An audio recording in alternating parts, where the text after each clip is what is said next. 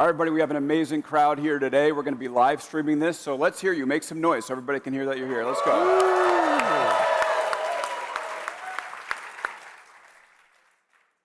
Not bad. I'm Alex Kantrowitz. I'm the host of Big Technology Podcast, and I'm here to speak with you about the frontiers of AI with two amazing guests. Demis Hassabis, the CEO of DeepMind, is here. Google DeepMind. Good to see you, Demis. Good to see you too. And we have a special guest. Sergey Brin, the co-founder of Google, is also here. All right, so this is going to be fun. Let's start with the frontier models.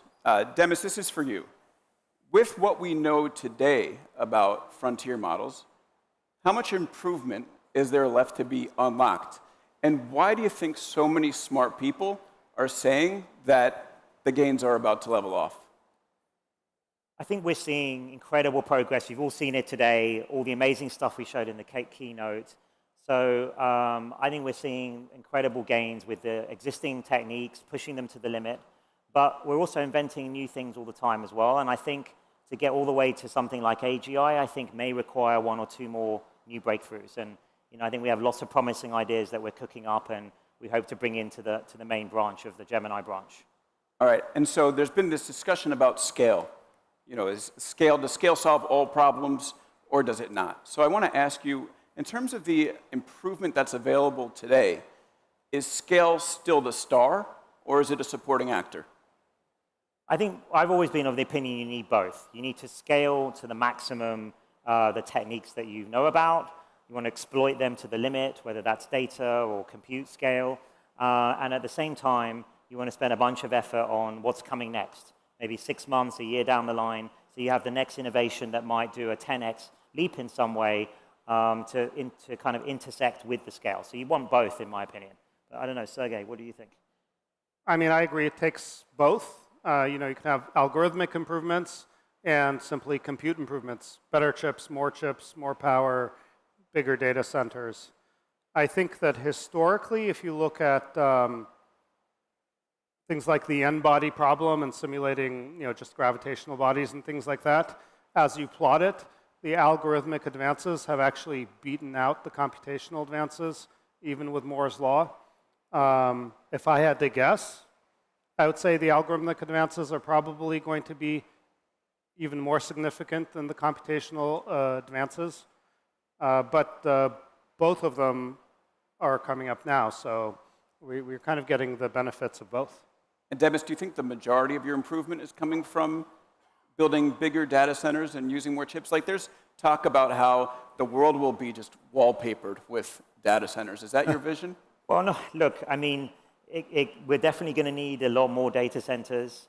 It's amazing that, it still amazes me from a scientific point of view, we turn sand into thinking machines. It's pretty incredible.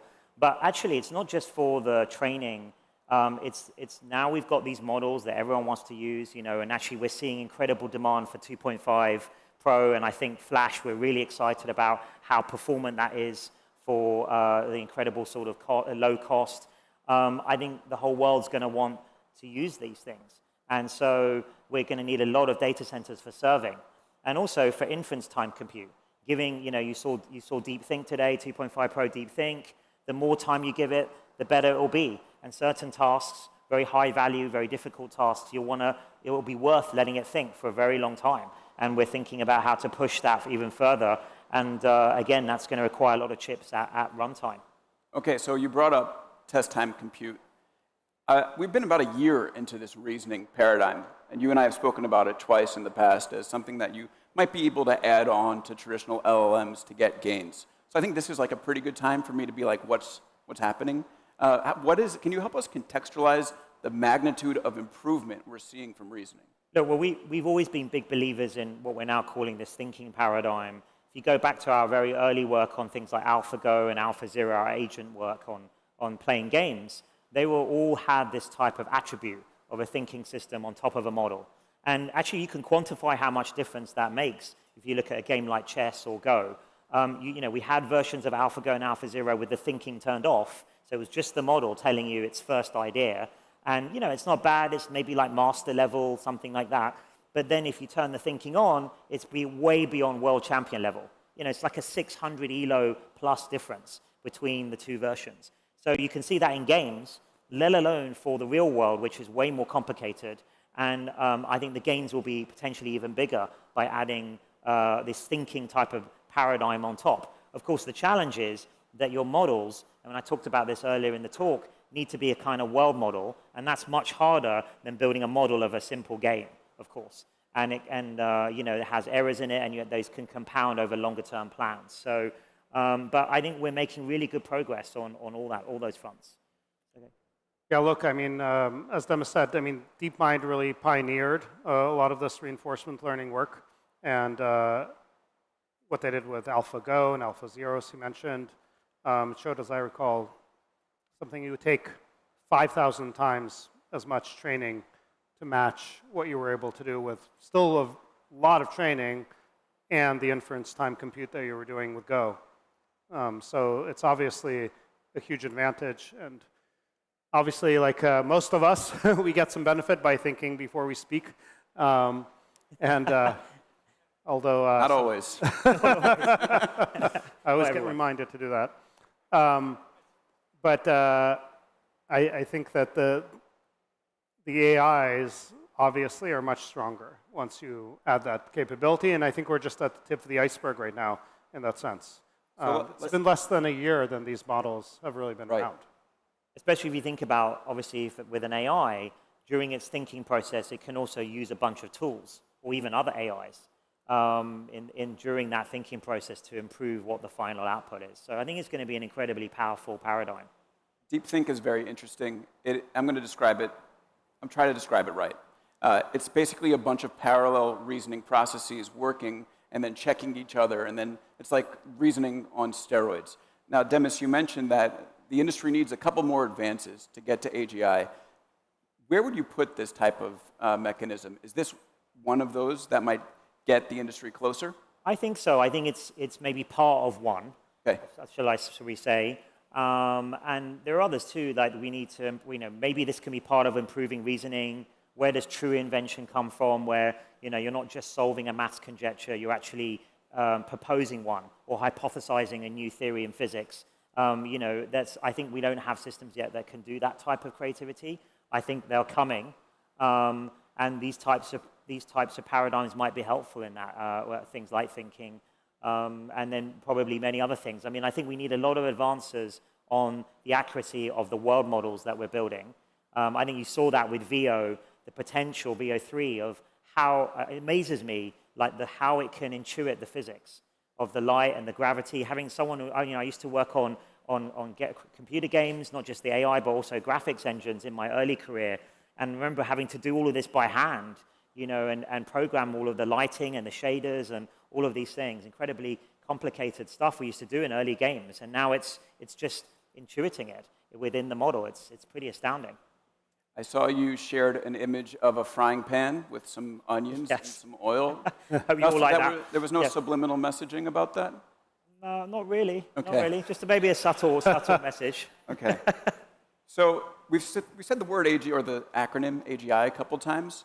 There's, I think, a movement within the AI world right now to say, let's not say AGI anymore. The term is so overused as to be meaningless. But Demis, it seems like you think it's important. Why? Yeah, I think it's very important, but I mean, maybe I need to write something about this also with Shane Legg, who's our chief scientist, who was one of the people who invented the term 25 years back. I think there's sort of two things that are getting a little bit conflated. One is like, what can a typical person do, an individual do?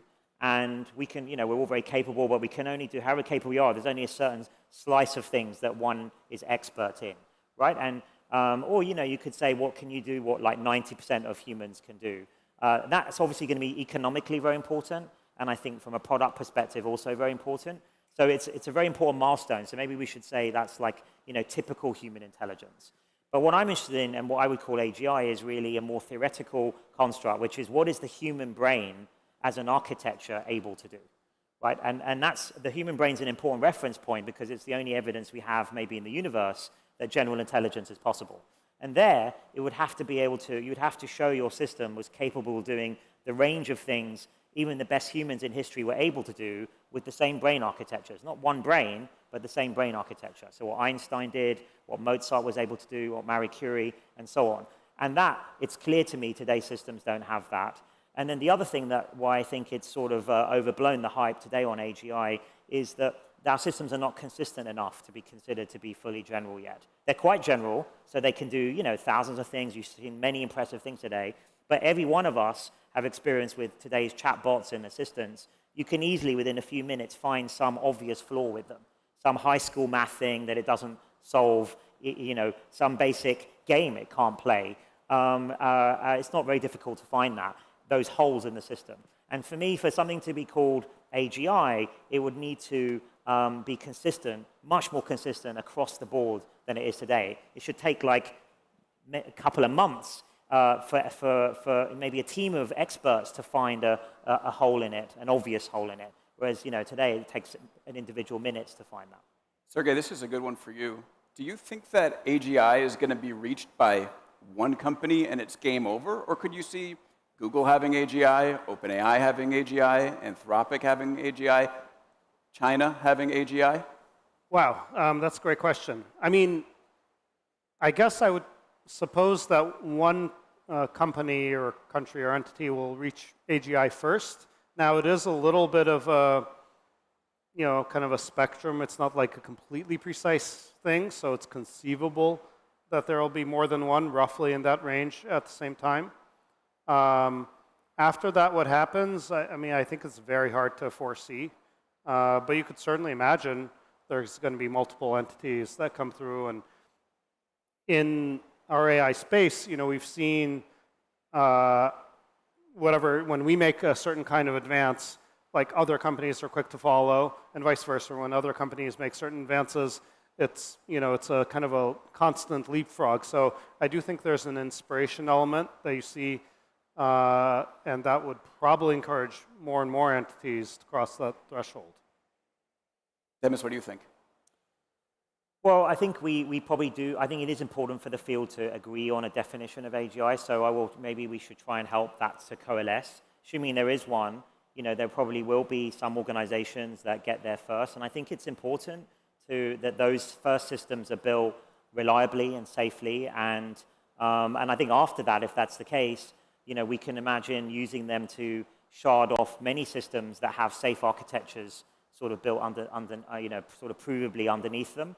And then you could have, personal AGIs and all sorts of things happening. But it's quite difficult, as Sergey says, it's pretty difficult to predict, sort of see beyond the event horizon to predict what that's going to be like. Right. So we talked a little bit about the definition of AGI, and a lot of people have said AGI must be knowledge, right? The intelligence of the brain. What about the intelligence of the heart? Demis, briefly, does AI have to have emotion to be considered AGI? Can it have emotion? I think it will need to understand emotion. I don't know if, I think it will be a sort of almost a design decision if we wanted to mimic emotions. I think I don't see any reason why it couldn't in theory. But it might be different, or it might be not necessary, or in fact not desirable for them to have the sort of emotional reactions that we do as humans. So I think, again, it's a bit of an open question as we get closer to this AGI timeframe and sort of event, which I think is more on a 5 to 10 year time scale. So I think we have a bit of time, not much time, but some time to research those kinds of questions. When I think about how the time frame might be shrunk, I wonder if it's going to be the creation of self-improving systems. And last week, I almost fell out of my chair reading this headline about something called Alpha Evolve, which is an AI that helps design better algorithms and even improve the way LLMs train. So, Demis, are you trying to cause an intelligence explosion? No, not an uncontrolled one. I think it's an interesting first experiment. It's an amazing system, great team that's working on that, where it's interesting now to start pairing other types of techniques, in this case evolutionary programming techniques, with the latest foundation models, which are getting increasingly powerful. And I actually want to see in our exploratory work a lot more of these kind of combinatorial systems and sort of pairing different approaches together. And you're right, that is one of the things, a self-improvement, someone discovering a kind of self-improvement loop would be one way where things might accelerate further than they're even going today.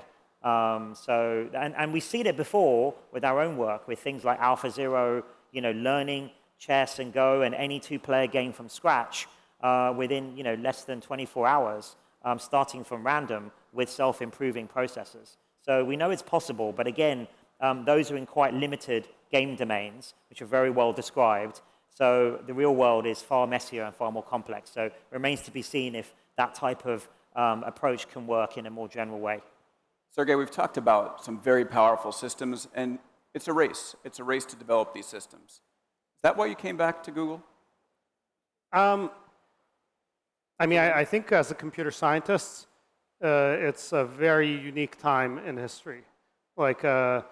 Honestly, anybody who's a computer scientist should not be retired right now, should be working on AI. That's what I would just say.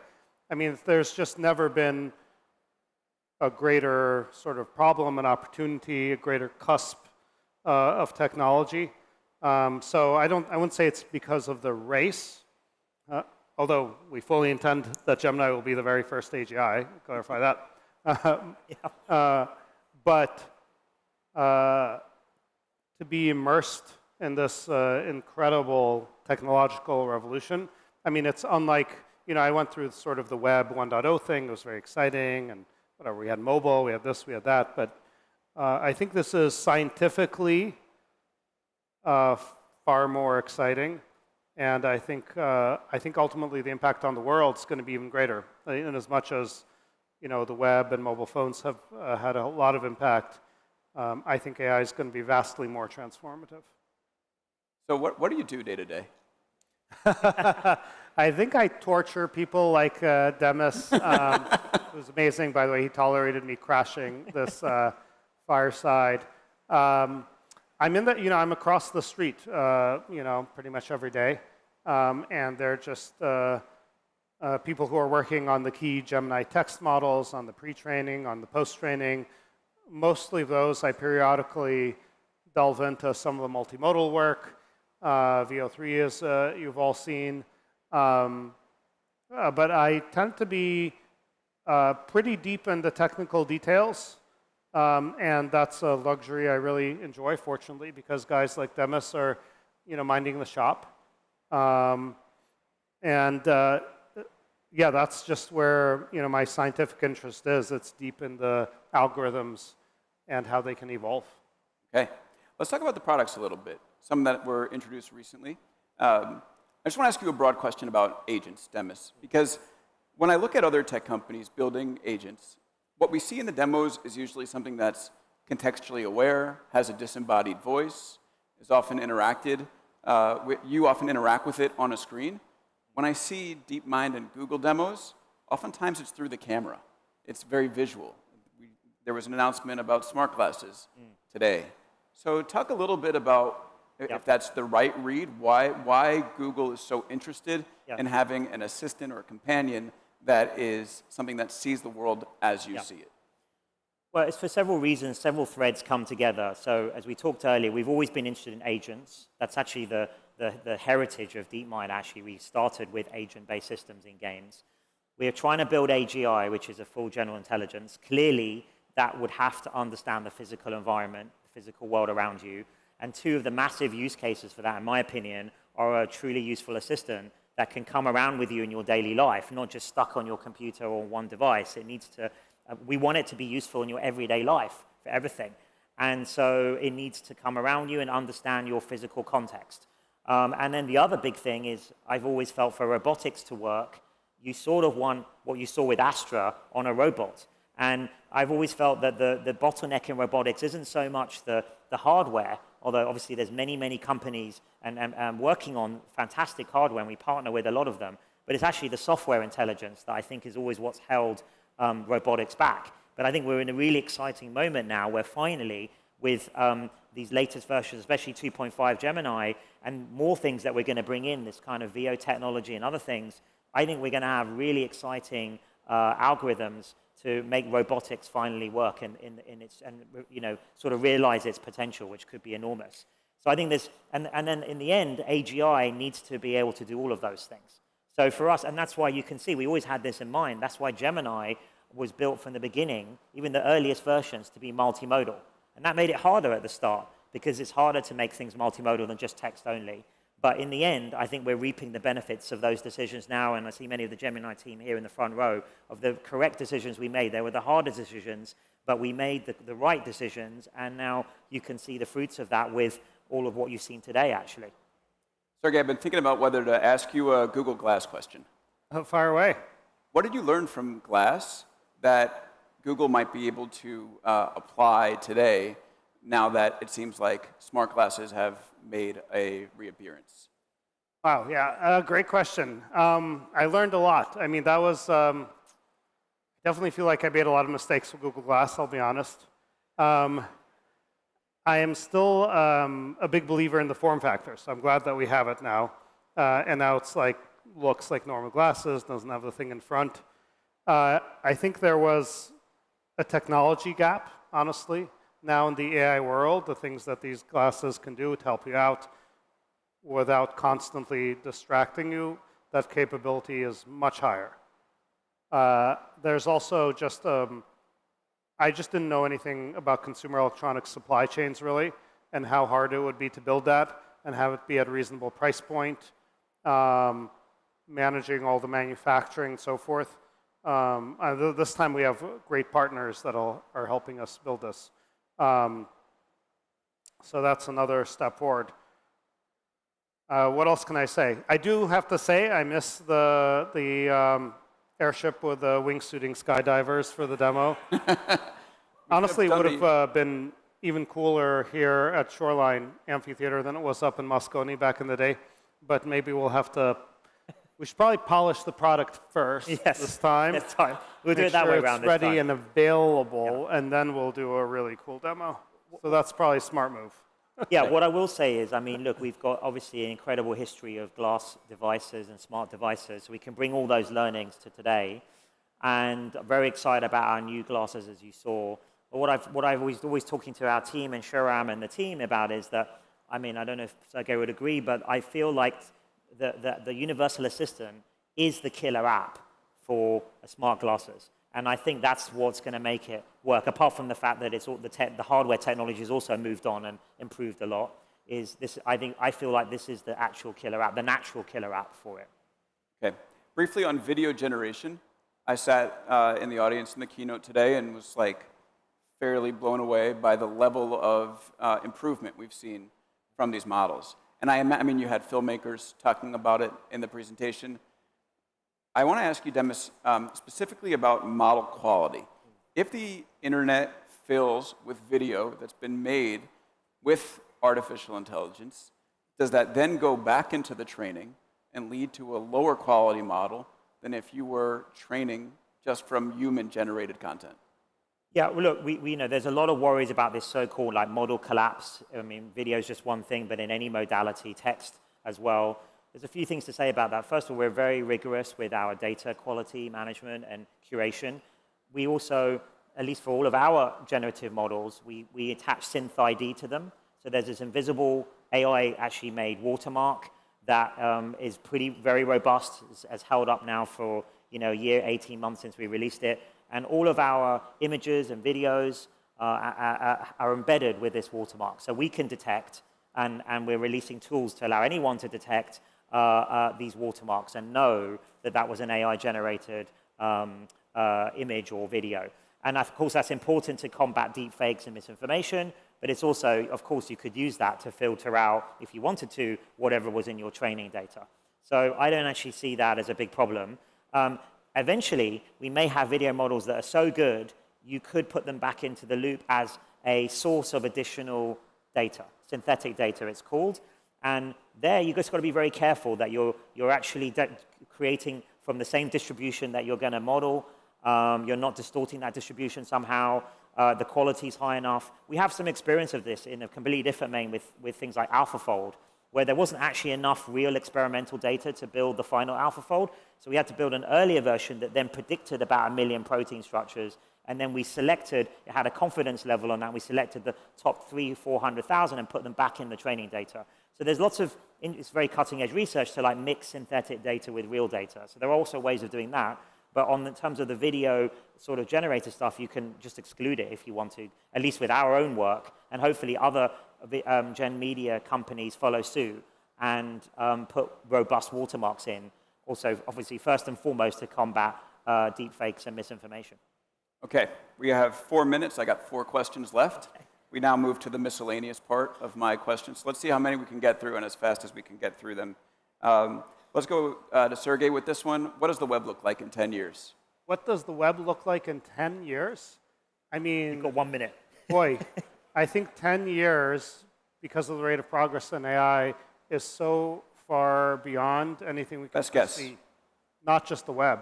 Yeah. I mean, I don't know. I don't think we really know what the world looks like in 10 years. Okay, Demis? Well, I think that's a good answer. I do think the web, I think in nearer term, the web is going to change quite a lot if you think about an agent-first web. Like, does it really need to, it doesn't necessarily need to see renders and things like we do as humans using the web. So I think things will be pretty different in a few years. Okay, this is kind of an under-over question. AGI before 2030 or after 2030? 2030. Boy, you really kind of put it on that fine line. Yeah. I'm gonna say before. Before. Yeah. Demis? I'm just after. Just after. Yeah. Okay. No pressure, Demis. Exactly. But I have to go back and get working harder. Is that? I can ask for it. He needs to deliver it. So. Yeah, exactly. Stop sandbagging. We need it next week. That's true. I'll come to the review. All right. So, would you hire someone that used AI in their interview? Demis? Oh, in their interview? Depends how they used it. I think using today's models, tools, probably not. But I think that would be, well, it depends how they would use it, actually. I think it's probably the answer. Sergey? Yeah. I mean, I never interviewed at all. So, I don't know. I feel it would be hypocritical for me to judge people exactly how they interview. Yeah, I haven't either, actually. So just snap on that. I've never done a job interview. So. Okay. So, Demis, I've been reading your tweets.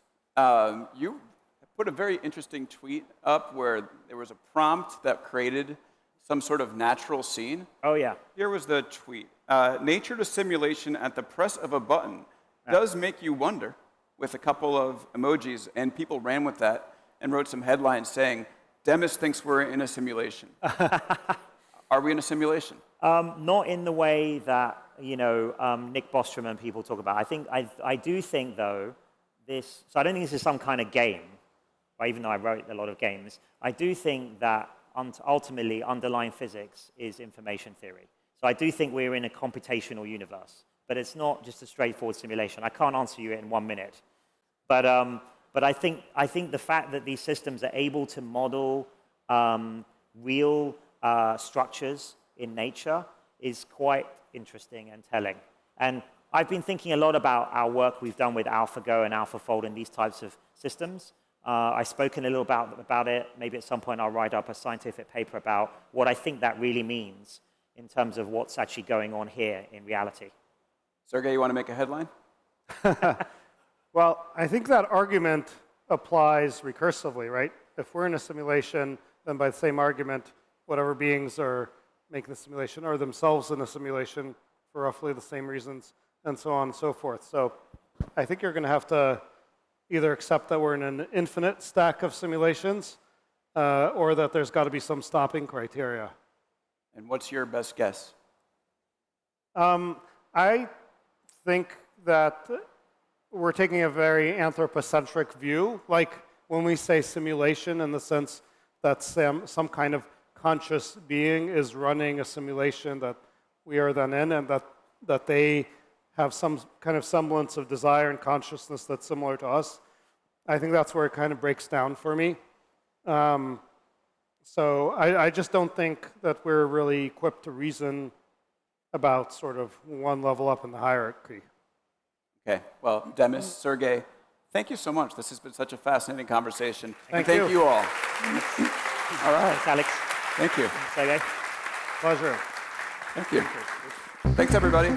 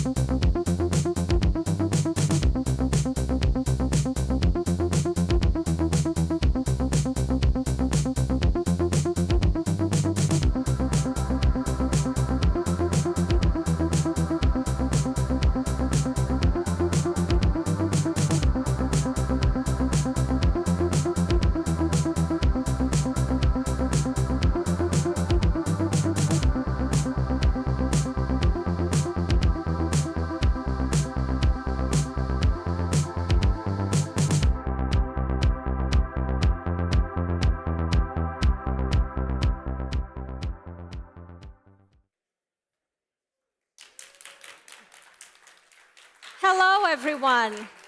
My name is Joana Carrasqueira, and I lead developer relations at Google DeepMind.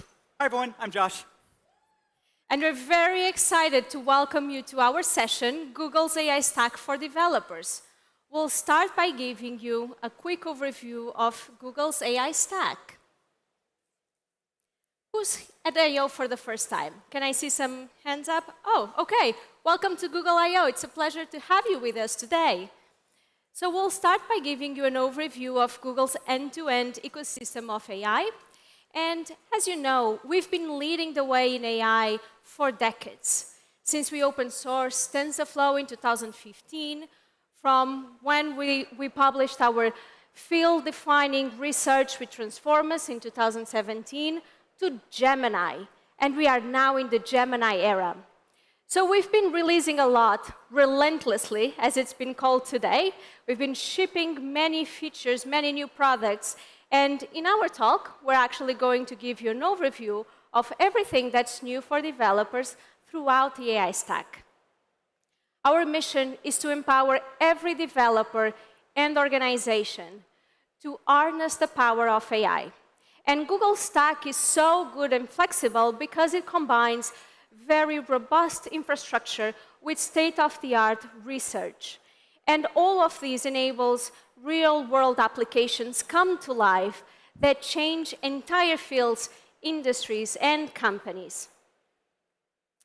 We'll start by discussing foundation models, touching upon our Gemini, Gemma, and some of our domain-specific models.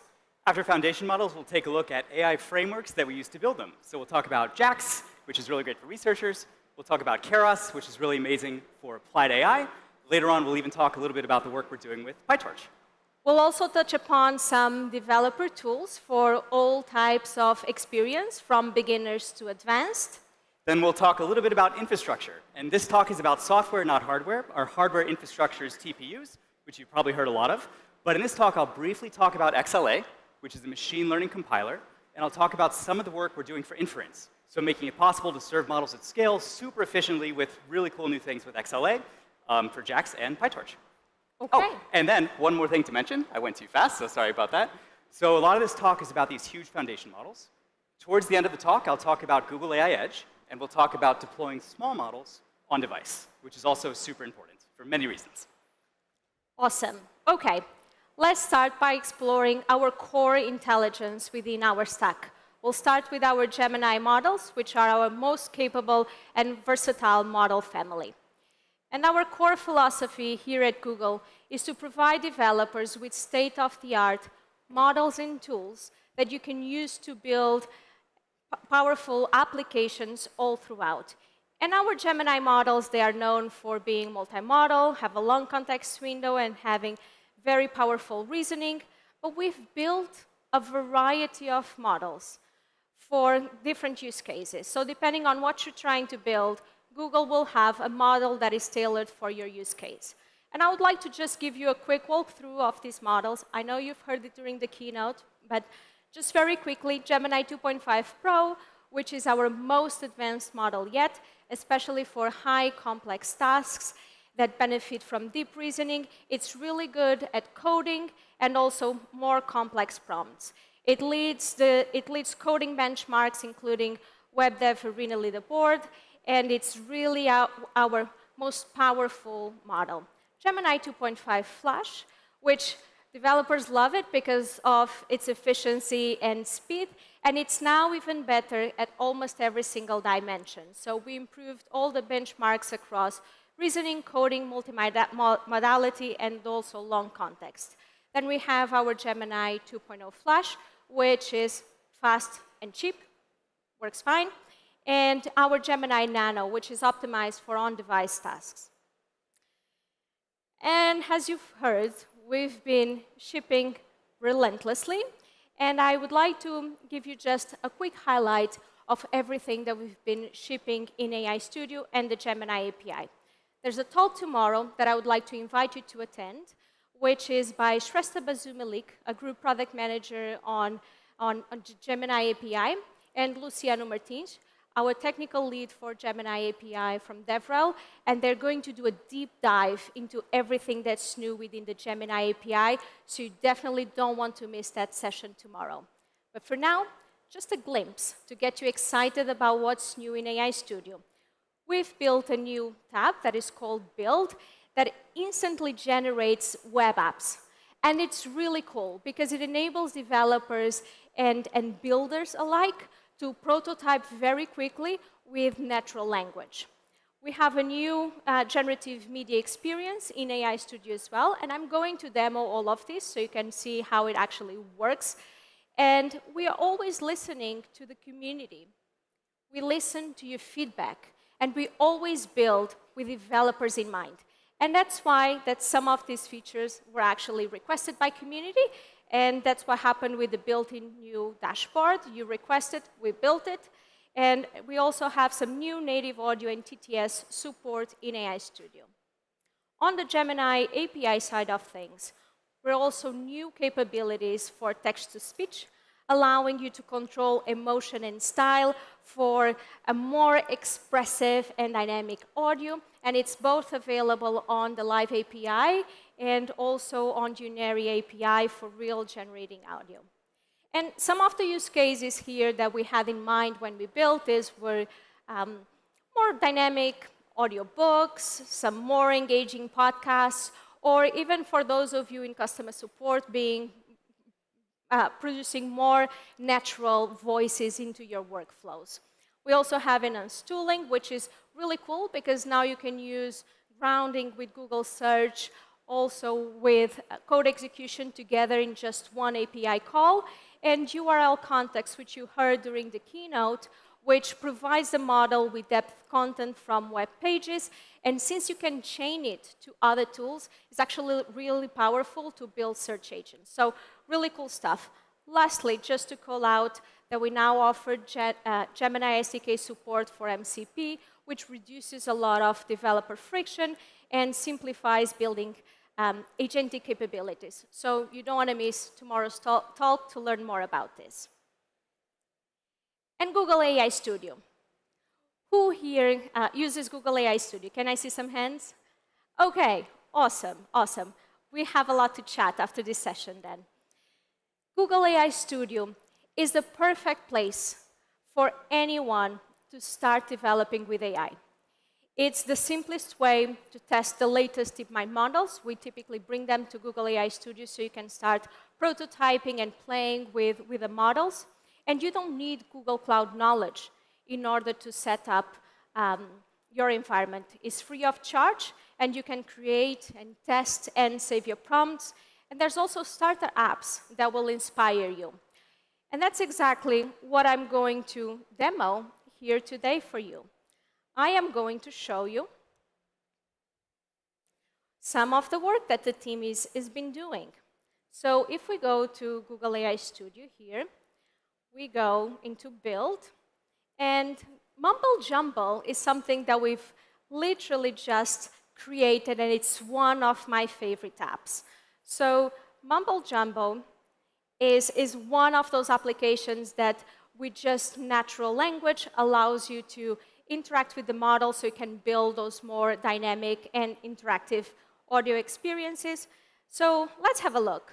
So first of all, it uses 2.5 preview native audio dialogue. You can choose if it's easy to interrupt or hard to interrupt. And then you can come and pick your voice, high pitch. So there's multiple things that you can play with, and then you can customize. I really like the fox, so let's go ahead and pick the fox. Let's get the cowboy. Happy because we're at Google I/O. We're all super happy to be here. And let's get a microphone because I have one. Howdy, partner. Finley Flicker Fox here, ready to charm the boots off ya. Hello. What's the weather like today in Mountain View? Well now, it's a fine day in Mountain View, sunny and quite pleasant, perfect for moseying on out and about. I agree. Are there any hiking trails near the Google campus? Why, sure as shootin', there are plenty of trails near the Google campus, perfect for a grand adventure and some fresh air. E qual é o melhor caminho para chegar a estes trails? Well, now, the best way to get to those trails is to head towards the foothills, following the marked paths. Y'all find 'em right along the way. E depois da minha hike, há algum café perto do trail? You betcha! There are a few cozy cafes nearby, perfect for a spell of rest and a good cup of coffee after your hike. Thank you so much. It was my pleasure, partner. Happy trails and enjoy your coffee. Thank you. So, as you could see, there's some really cool experiences that we're bringing into AI Studio. Audio is getting better, more natural experiences with voice. And in case you didn't notice, I even changed the language in how I interacted with the model. I spoke in Portuguese, my mother tongue, and it actually replied with very good information. So what I did here, Josh is going to show you exactly what's happening on the API side of things in just 1 second.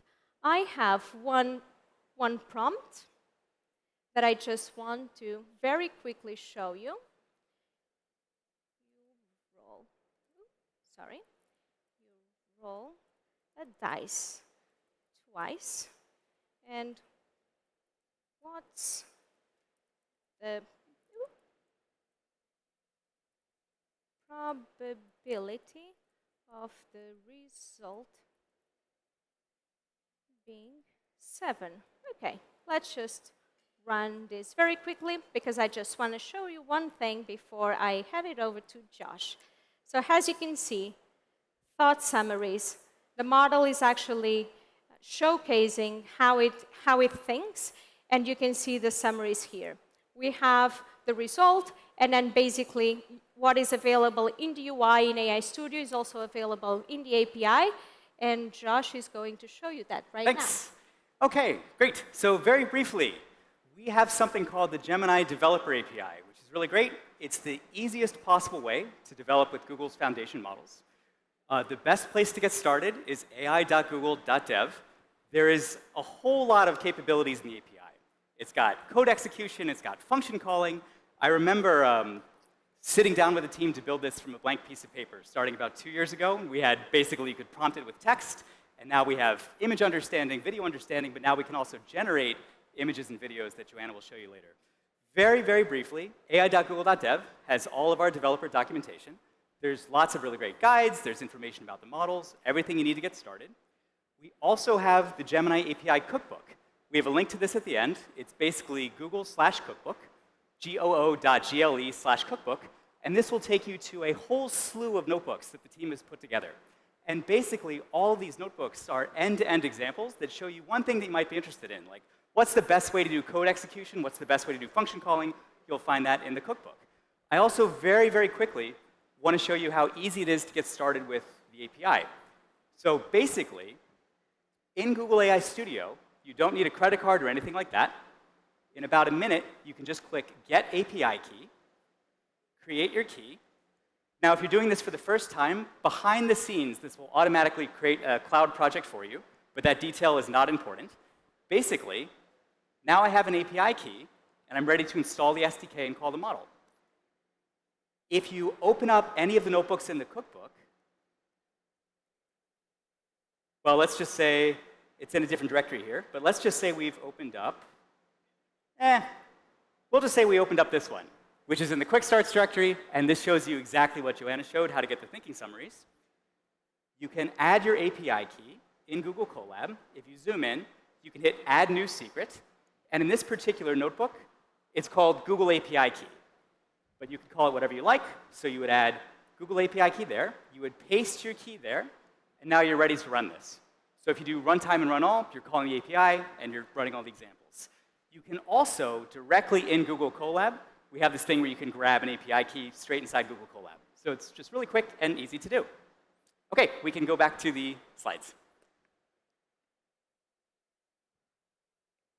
So very, very quickly as a recap, Gemini Developer API is the easiest way to get started. It's super lightweight. It's fast to install. and you can get up and running, like, honestly, in about a minute. Okay? I will use the clicker. This is the flow to get started with Google AI Studio. Go to Google AI Studio, get your key, try one of the code examples on ai.google.dev or in the codebook. I see people taking pictures. That makes me happy. Please try this. We spent so much time on making this easy, and I hope it works for you. If not, please file an issue, and we'll get on it. This is the Gen AI SDK for the Gemini API.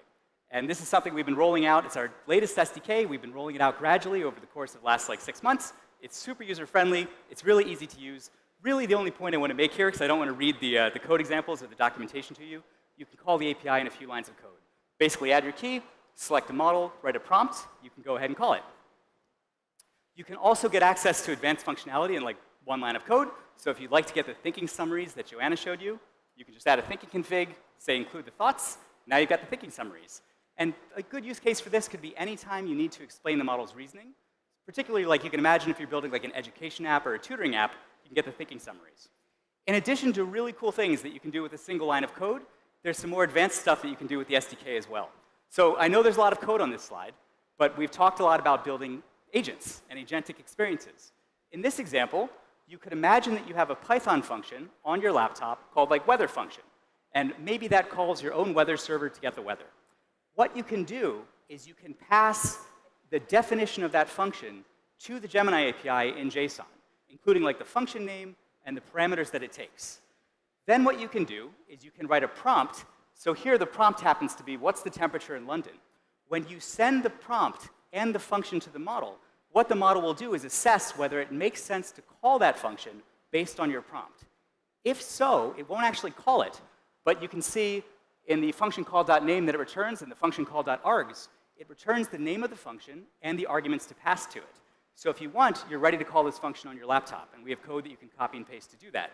What's really cool, too, is this works with multiple functions at the same time. So you can imagine you have a function like schedule a meeting or something like that, and you can very easily, well, with some work, you can build an agent to actually do that. So function calling is super important, and it works extremely well. So now Joanna's going to talk about Gen Media. Awesome. So as you could see, what you can build in the UI within AI Studio, also available in the API, and also just building on the capabilities of our foundation models. Our core intelligence also encompasses a powerful suite of generative media models, and they are designed to transform creative experiences across content generation, across different modalities like images, video, and audio. And I would also like you to demo one of these new apps that we have in AI Studio. So I'm going back to the laptop, and I'm going to show you something that the team also just created. So AI Studio also got a facelift and has some new features, and the chat interface still the same, but you've seen the Talk to Gemini live during the keynote.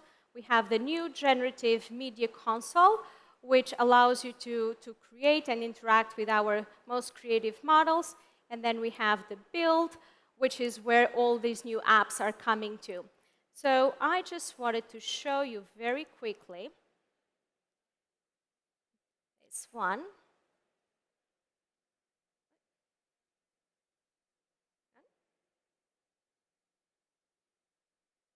There we go. And then we basically can choose here what are the sounds that we want. And this is all powered by Lyria, our music generation model.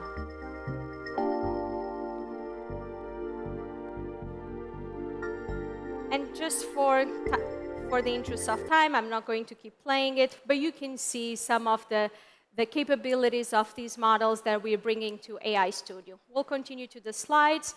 In the console, as you could see, you have access to our image generation, our video generation, and music generation models with applets to get you started. And so that's a really cool thing for you to play with after this session. Some of our videos, very realistic images with a really good understanding of real-world physics and dynamics, improved quality, and more capabilities coming to these models. And this is the example that I just showed. We've made Lyria Real-Time our interactive music generation model, which powers Music FX DJ.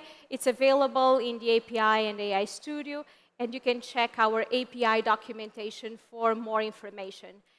This also allows everyone to interact, to create, and to perform generative music in real time. It's really cool. You might remember that in the show before the first keynote, you might have seen this console. That's exactly why I wanted to show you this particular app in this session, but there's a lot more that you can try afterwards.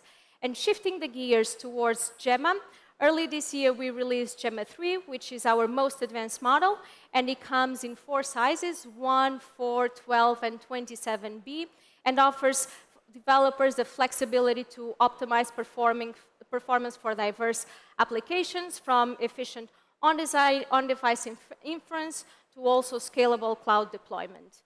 And in particular, 4, 12, and 27B is multimodal, multilingual, and has a long context window up to 128,000 tokens.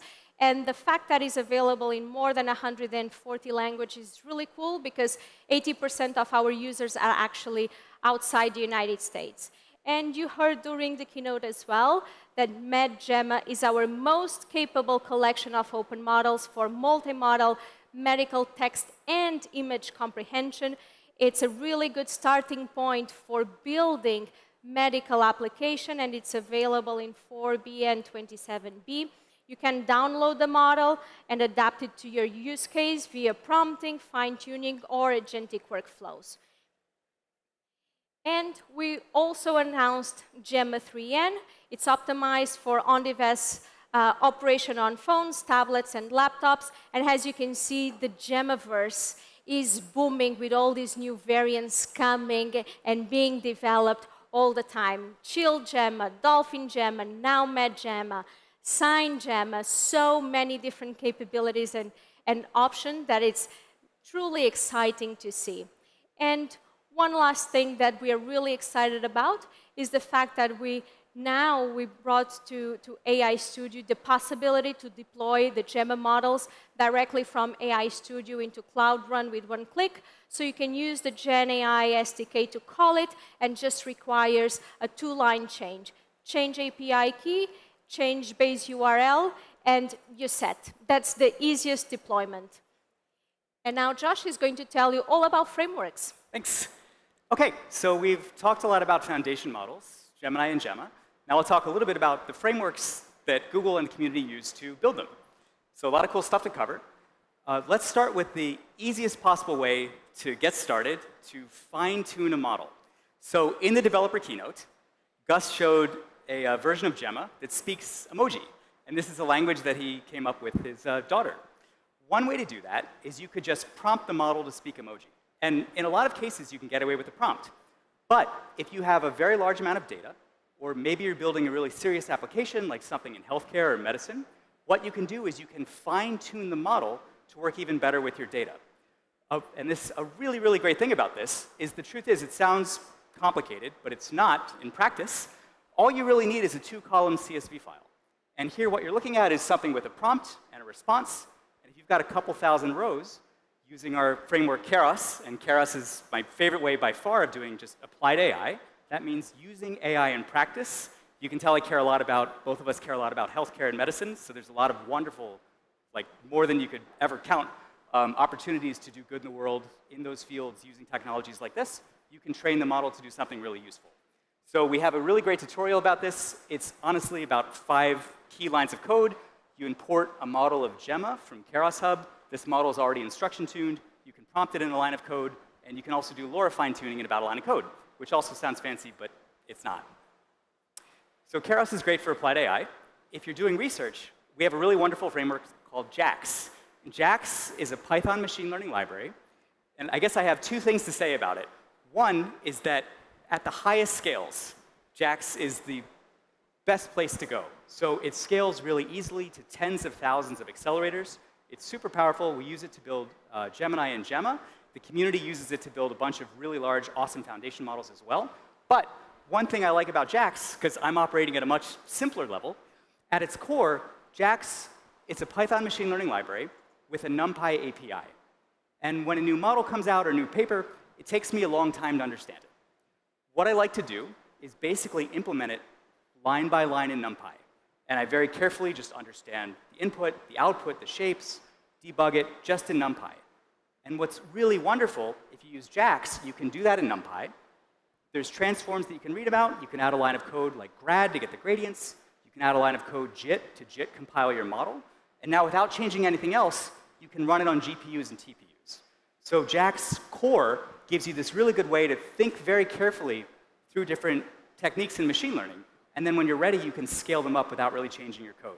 And that's really, really awesome.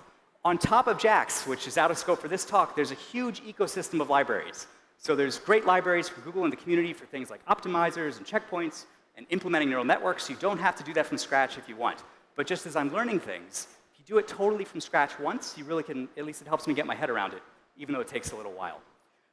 If you want to skip that part and you want to go straight to just show me a super optimized large language model implemented in JAX that's ready to scale to hundreds or even thousands of accelerators, then there's two really cool GitHub libraries that I point you to. Max Text, as you might guess, has reference implementations of large language models, and Max Diffusion has, as you might guess, reference implementations of models that you can use to generate beautiful images and stuff like that. Those can take some work, but we're working on making them super user-friendly. But right now they're designed for, I think the way I think about it is like, well, anyway, they take some work to scale, but they're great. Using JAX, this just came out yesterday. I wanted to point you to new, really amazing work from the community. And so we've been talking about Google's foundation models. This is a new foundation model that Stanford University just released. This is called Marin. It happens to be built with JAX and TPUs, which is great.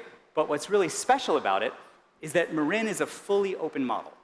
And so in addition to sharing the weights in the architecture, they've shared the data sets that they used to train it, the code they used to filter the data sets, the experiments that worked, the experiments that didn't work. So this is a really great foundation for open science and building these really cool models in the open.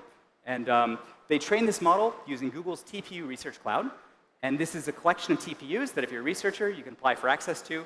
And it's basically a free of charge cluster of TPUs that you can use to do really cool research like this. Very briefly, we talked about doing LoRa post-training in Keras. And now I'll show you a little bit about what we're working on for tuning in JAX. So we're working on a new library called Tunix. And the vision here, it's very, very early stage. We're building it with the community. So we're working with researchers from these great universities.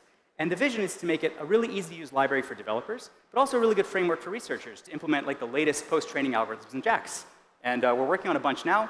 I think it's going to be really good. And stay tuned. So that's Tunix. In addition to the libraries, very briefly, just want to talk about infrastructure. So TPUs, hardware, out of scope. But there's a really cool software package that I wanted to briefly mention called XLA. And XLA, it's basically a compiler for your machine learning code. The way this works is that when you use a library like JAX or Keras or TensorFlow or even PyTorch, what you're doing is you're writing code in Python. And then somehow, it gets compiled and optimized and run on GPUs and TPUs. And XLA is the compiler that we use at Google to do that. It powers our entire production stack. It's used by some of the largest large language model builders in the world. And what it does is it takes your Python code, does a whole bunch of optimizations, and gets it ready to run on accelerators. One thing that's really cool about XLA is it's portable.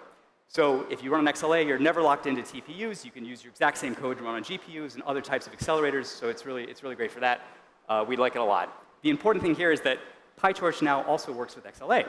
So if you're a PyTorch developer, it has a wonderful ecosystem, really great libraries. If you want, you can use PyTorch XLA to train your models on TPUs and get all the really good price performance benefits that come with that. In addition to training models, we've done great work with the VLLM community. So now you can also serve your PyTorch models using VLLM on TPUs. And VLLM is a super popular inference engine. We've added TPU support. So that's available to PyTorch developers now as well. And we're also working on adding JAX support to VLLM. Here's some more really great work that's happening with the community. So this is a new partnership between Red Hat, NVIDIA, and Google. And it's working on a project called LLMD. And the vision here, this is for distributed serving. The vision here is to bring the very best of serving into open source and make it available to everybody and to have this work with both JAX and JAX and PyTorch. So really cool new project. There's some more sophisticated stuff which you can check out, and stay tuned for this. It's going to be really good. OK, so at warp speed, we've talked about basically foundation models Google has, different frameworks that we use to train them, different ways that you can serve them on the cloud. Now let's briefly look at how you can deploy them on mobile devices. The way that you would do this is using Google AI Edge, which is basically a framework for deploying machine learning models on things like Android, iOS, get them running in the browser, and also on embedded devices. And I know it's Google I/O. A lot of you are mobile developers, so a lot of this is probably intuitive to you. But if you're coming from, like, I'm a Python machine learning developer, I work in the back end, this is all, like, really awesome points. There's many good reasons why you might want to deploy on mobile. Like, one is latency. So you can imagine if you're doing something like sign language recognition, and maybe the user is holding up their hand and they're signing, you don't want to drop frames.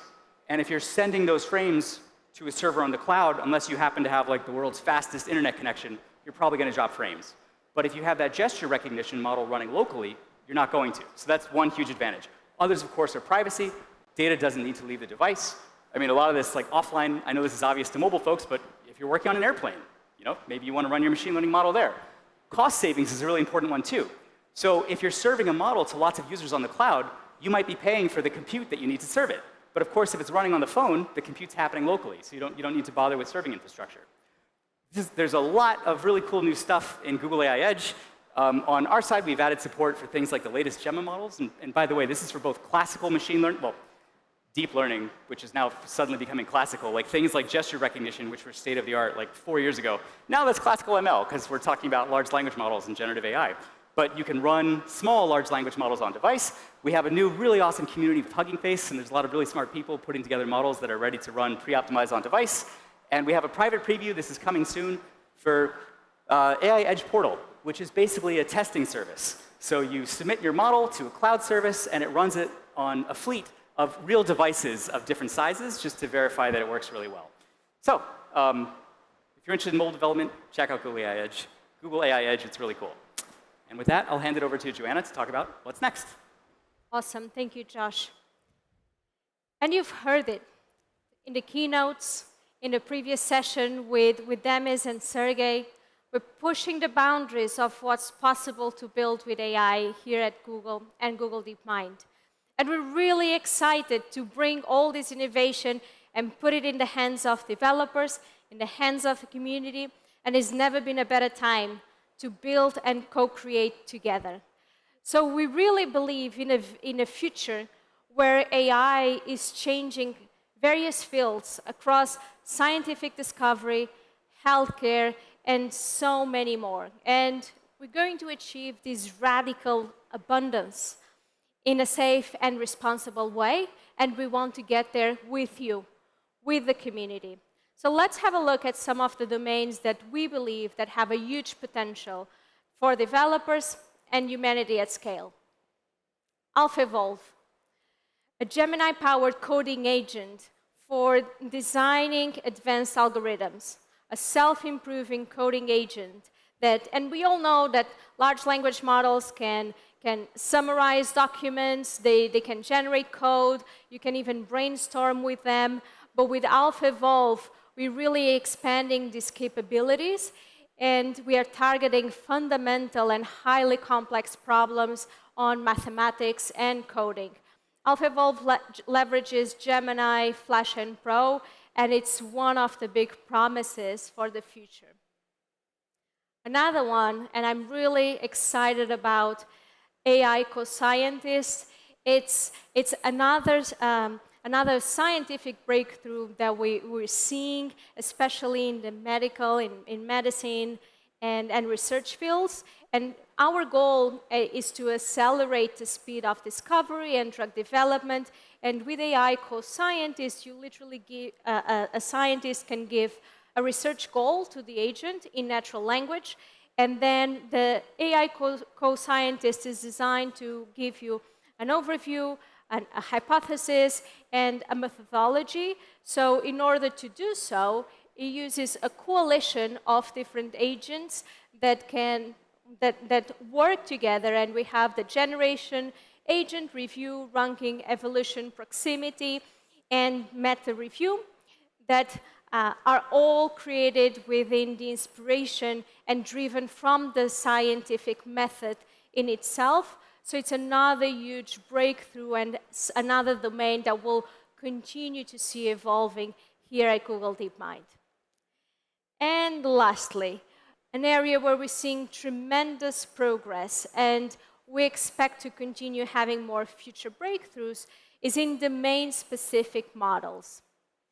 And Gemini robotics models, which are currently in private early access, are advanced vision language action models with the addition of physical actions as a new output modality specifically for controlling robots. These models are robot agnostic, and it uses multi-embodiment, which is a technique that it can be used on anything from humanoids to large-scale industrial machinery. So this is really, really exciting. And Gemini robotics has been fine-tuned to be dexterous, and that's why you can see so many different cool use cases and applications here on stage, from folding an origami, which is something a bit more complex, and just holding a sandwich bag. So many new innovations are coming to you, are coming to life, and will continue pushing the boundaries of what's possible across all these different domains. And now, if you want to learn more, there's many ways that you can keep engaging with us, that you can keep giving us feedback. We're also active on social media, and we have a developer forum where you can interact directly with Googlers.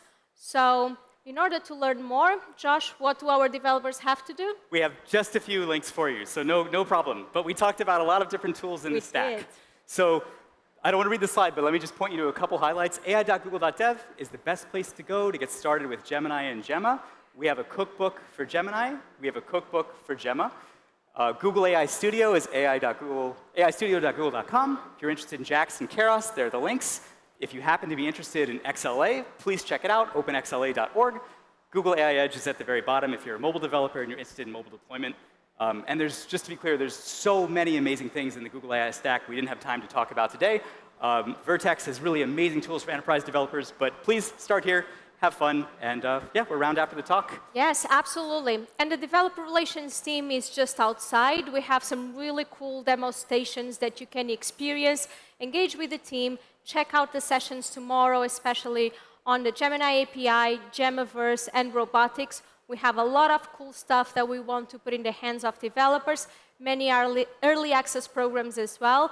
Stay in touch, stay engaged, and let's co-create the future of AI together. Thank you so much. Thanks a lot. Thanks.